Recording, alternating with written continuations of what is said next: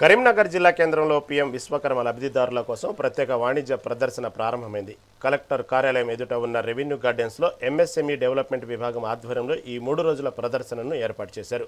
కులవృత్తులపై ఆధారపడే కళాకారుల నైపుణ్యాన్ని ప్రోత్సహించేందుకు, వారి ఉత్పత్తులకు మార్కెటింగ్ కల్పించేందుకు ఈ వేదికను సిద్ధం చేశారు. జిల్లాలోని వివిధ ప్రాంతాల నుంచి తరలివచ్చిన లబ్ధిదారులు తమ హస్తకళా నైపుణ్యాలను ఇక్కడ ప్రదర్శిస్తున్నారు.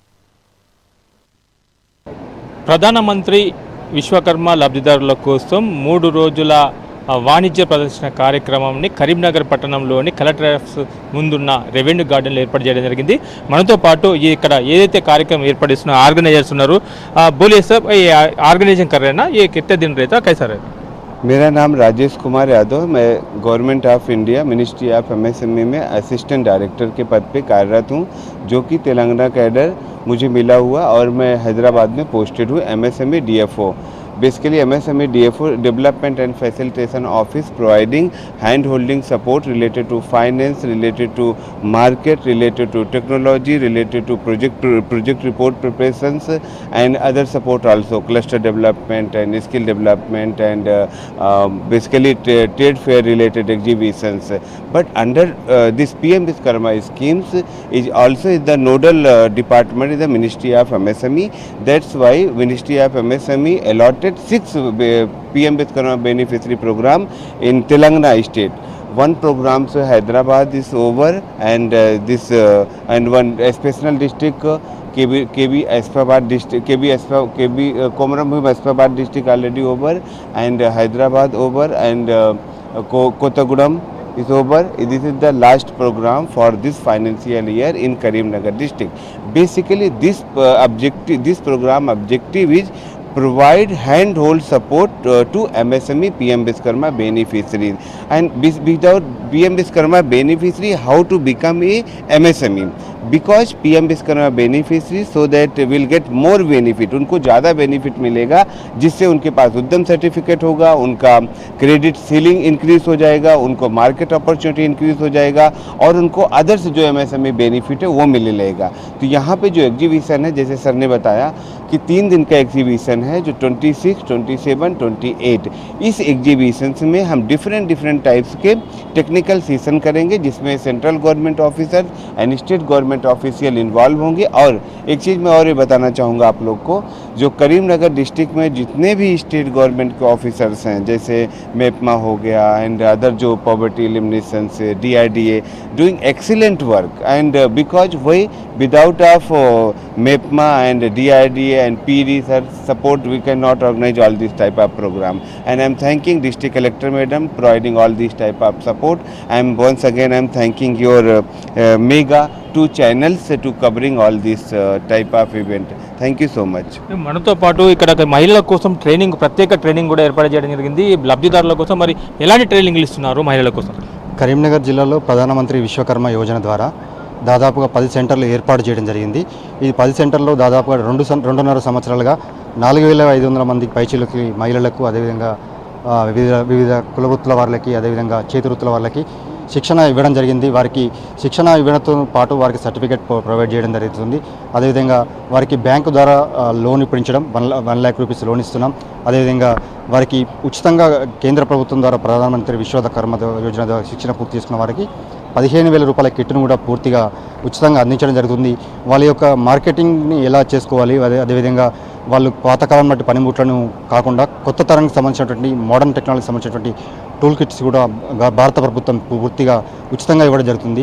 ఈ స్కీమ్ని ప్రతి ఒక్కరూ కరీంనగర్ జిల్లాలో ఉన్నటువంటి కేంద్రాల్లో సందర్శించి మీరు మీ చుట్టుపక్కల ప్రాంతాల్లో ఉన్నటువంటి కులవృత్తులను ద్వారా మంచి మోడర్నైజేషన్ టెక్నాలజీ ద్వారా ట్రైనింగ్ తీసుకొని ఇంకొంచెం మంచిగా అందరూ ఈ కార్యక్రమాన్ని ఉపయోగించుకోవాల్సిందిగా కోరుకుంటూ, ఈ 3 రోజుల కార్యక్రమంలో భాగంగా ఎవరైతే కులవృత్తుల ద్వారా తయారు చేసిన వస్తువులు ఏవైతే ఉన్నాయో వాటిని మార్కెటింగ్ చేసుకోవడానికి కానివ్వండి, అదేవిధంగా గవర్నమెంట్ ద్వారా ఏ అయితే బెనిఫిట్స్ ఉన్నాయో, బ్యాంక్ లోన్స్ ఉన్నాయో వాటిన్నింటినీ అవేర్నెస్ కల్పించి ఎవరైతే బెనిఫిషియరీస్ ఉన్నారో వాళ్ళకి మంచి మార్కెటింగ్ కల్పించడం, అదేవిధంగా వాళ్ళకి లోన్స్ ప్రొవైడ్ చేయడం కూడా ఒక అవగాహన కార్యక్రమంలో భాగంగా ఈ ప్రదర్శన కూడా ఇక్కడ కరీంనగర్లో ఏర్పాటు చేయడం జరిగింది.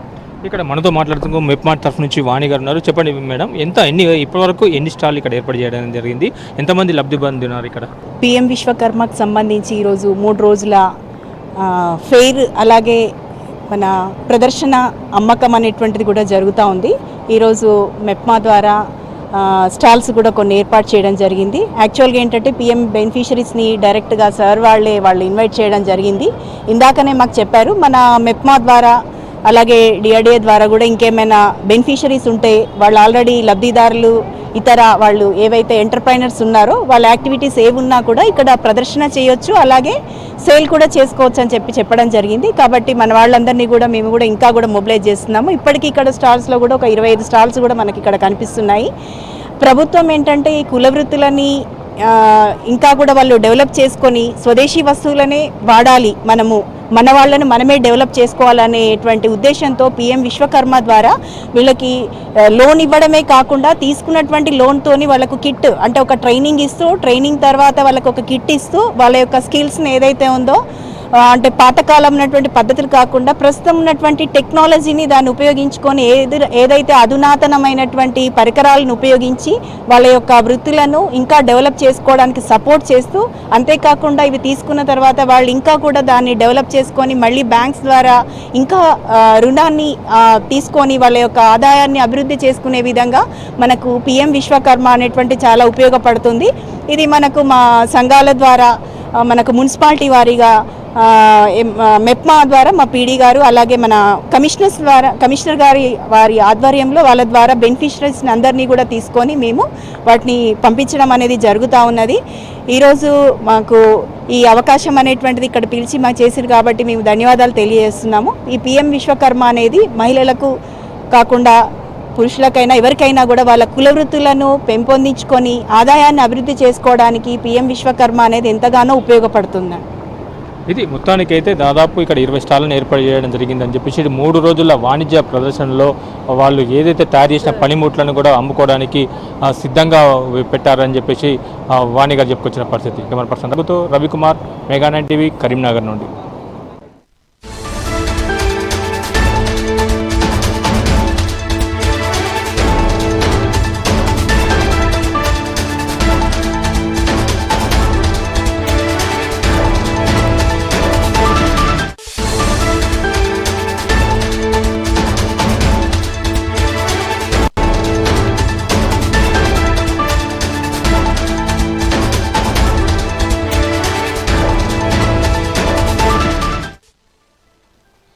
ఇంధన కొరతతో అల్లాడుతున్న వేళ విశాఖ తీరానికి భారీ ఊరట లభించింది.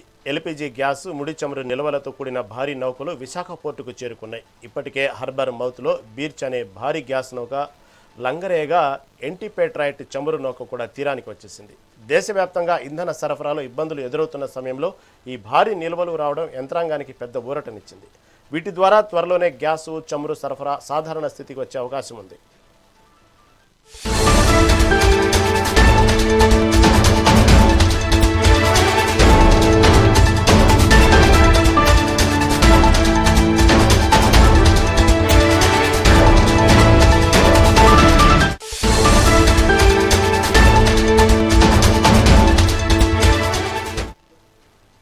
ఇంధన కొరతతో అల్లాడుతున్న వేళ విశాఖ తీరానికి భారీ ఊరట లభించింది. ఎల్పీజీ గ్యాస్, ముడి చమురు నిల్వలతో కూడిన భారీ నౌకలు విశాఖ పోర్టుకు చేరుకున్నాయి. ఇప్పటికే హార్బర్ మౌత్లో బీర్చ్ అనే భారీ గ్యాస్ నౌక, లంగరేగా ఎన్టీపేట్రైట్ చమురు నౌక కూడా తీరానికి వచ్చేసింది.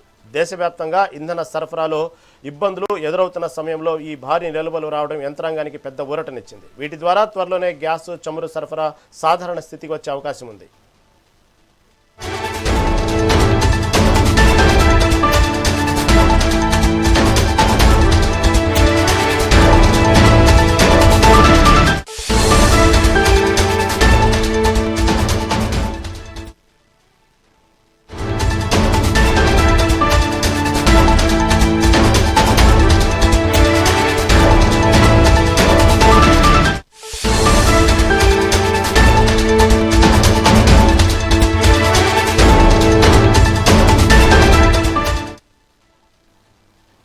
పశ్చిమాసియాలో ముదురుతున్న యుద్ధ మేఘాల నేపథ్యంలో ప్రధాని మోదీ రేపు అన్ని రాష్ట్రాల ముఖ్యమంత్రులతో అత్యవసర భేటీ నిర్వహించనున్నారు.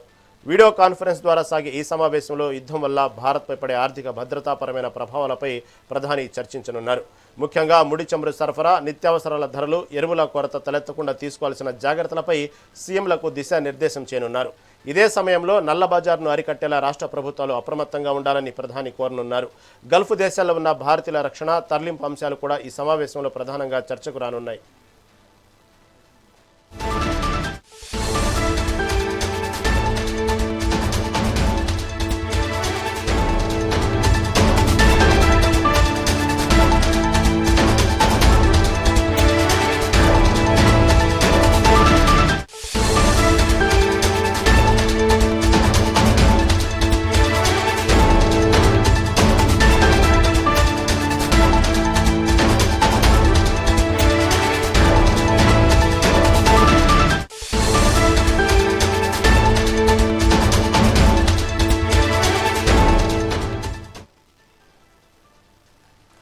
పశ్చిమాసియాలో ముదురుతున్న యుద్ధ మేఘాల నేపథ్యంలో ప్రధాని మోదీ రేపు అన్ని రాష్ట్రాల ముఖ్యమంత్రులతో అత్యవసర భేటీ నిర్వహించనున్నారు. వీడియో కాన్ఫరెన్స్ ద్వారా సాగే ఈ సమావేశంలో యుద్ధం వల్ల భారత్పై పడే ఆర్థిక భద్రతాపరమైన ప్రభావాలపై ప్రధాని చర్చించనున్నారు.